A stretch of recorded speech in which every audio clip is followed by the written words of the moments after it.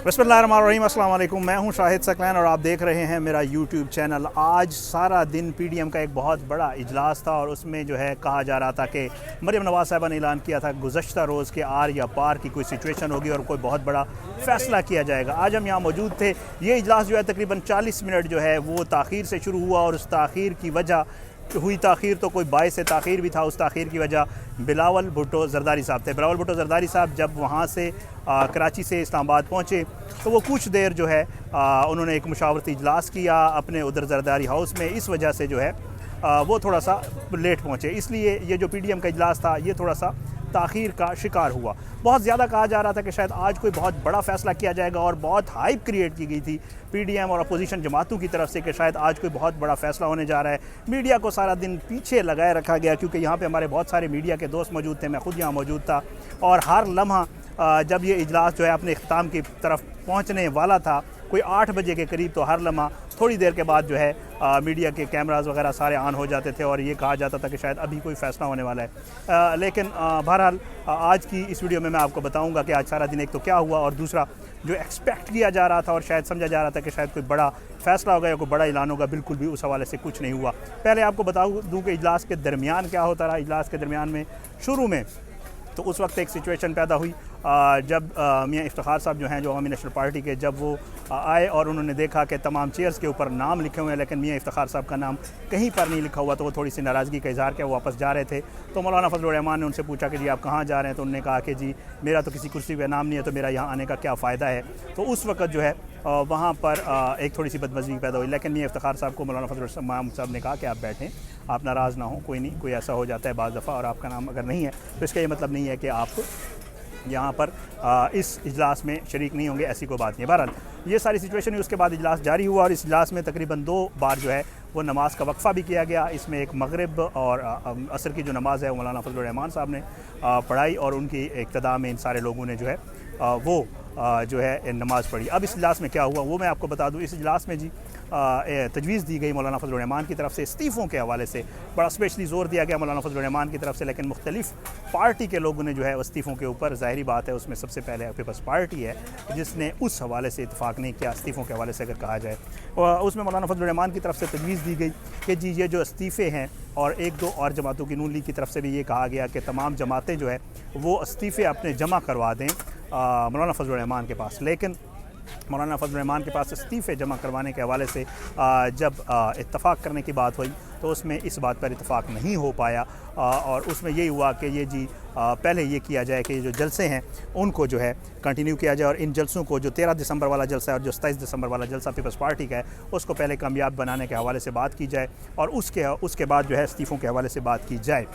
लेकिन इस्तीफ़ों वाले मामले के ऊपर भी इत्तफाक इसलिए नहीं हो पाया कि Peoples Party was reluctant. Peoples Party जो है वो इस्तीफ़ों के मामले के ऊपर इस बात पे नहीं आ रही थी कि ये इस्तीफ़े मौलाना फजलुर रहमान को जमा करवाए जाएँ।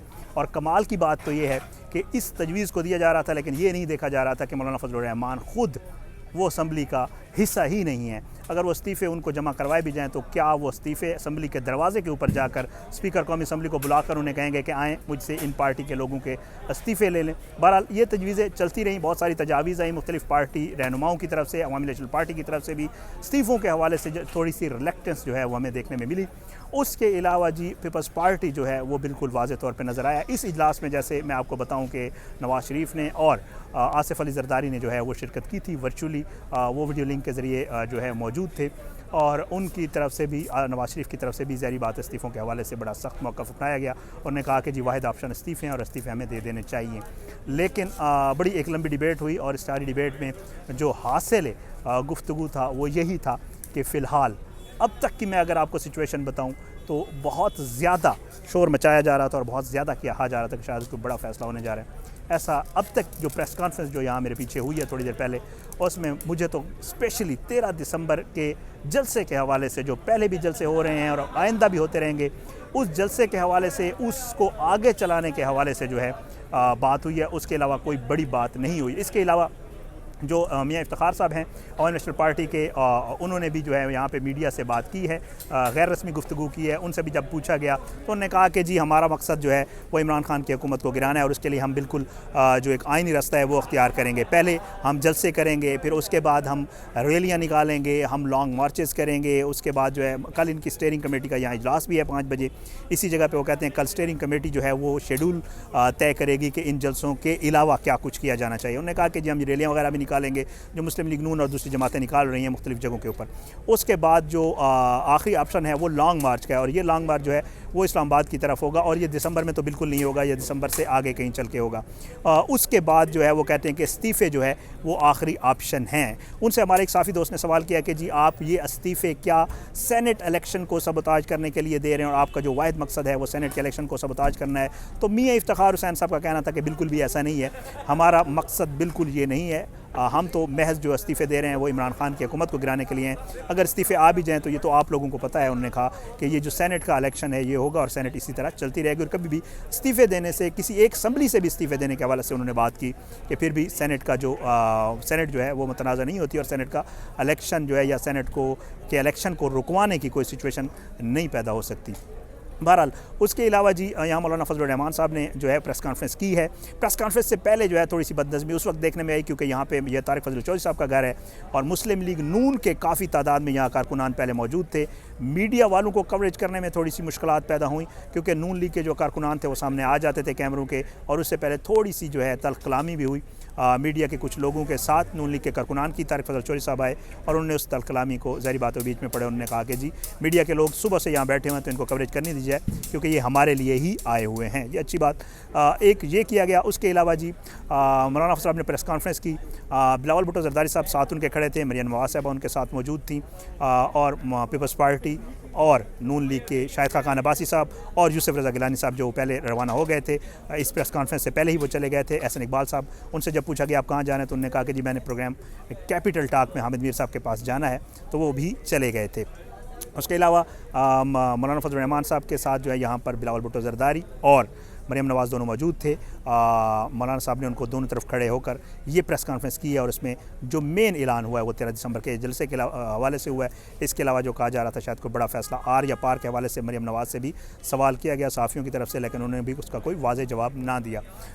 जब मीडिया टॉक अभी सहाफ़ी सवाल कर रहे थे, मौलाना फजलुर रहमान साहब ये मीडिया टॉक ख़त्म करके चले गए। उसके बाद मरियम नवाज़ साहबा ने भी कोशिश की कि वो मीडिया से थोड़ी सी बात करें, लेकिन क्योंकि ज़ाहिरी बात है काफ़ी यहाँ कारकुनान और दूसरे लोग मौजूद थे तो लोग सामने आ गए और ज़ाहिरी बात है वो प्रेस टॉक या प्रेस कॉन्फ्रेंस या जो मीडिया से वो बात करना चाह रही थी वो इसमें कामयाब नहीं और वो भी बात नहीं हो पाई। बहरहाल ये सारी सिचुएशन रही आज की यहाँ पे जो एक्टिविटी रही है तारिक फजल चौधरी साहब के घर में और पीडीएम के इजलास के हवाले से जो बड़ा कहा जा रहा था कि शायद ये कोई एक बड़ा मतलब फ़ैसला करने में पीडीएम कामयाब हो जाएगी, तो अभी तक की जो सिचुएशन उसमें वाज़ेह नज़र ये आ रहा है कि ये लोग किसी एक चीज़ पर मुत्तफ़िक नहीं हो पाए हैं। अपोजिशन की जो जमातें हैं फ़िलहाल अभी तक उनको अंदरूनी इख्तलाफात का मामला है और इसमें कोई शक नहीं है। जैसे हम अपनी मुख्तलिफ़ वीडियोज़ में कहते रहते हैं कि फ़िलहाल मौलाना फजलुर रहमान, मुस्लिम लीग नून और पाकिस्तान पीपल्स पार्टी ये सारी जमातें जो है इनको ये लग रहा है कि एक दूसरे पर एतमाद नहीं करना चाह रही और एक दूसरे पर एतमाद इनको नहीं हो रहा।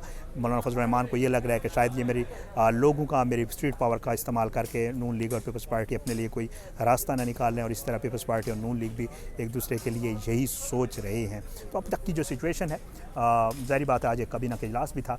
इमरान खान की तरफ से एक ऐलान देखने में आया जिसमें उन्होंने कहा कि जी हम हर इशू के ऊपर अपोजिशन से बात करने के लिए तैयार हैं, तो उसको भी मौलाना फजलुर रहमान ने यहाँ प्रेस कॉन्फ्रेंस के दौरान इस्तेमाल किया। उन्होंने कहा कि जी अब हम आप हमसे NRO मांग रहे हैं तो ये NRO आपको नहीं मिलेगा और हम आपके साथ किसी भी सूरत मुज़ाकरात नहीं करेंगे।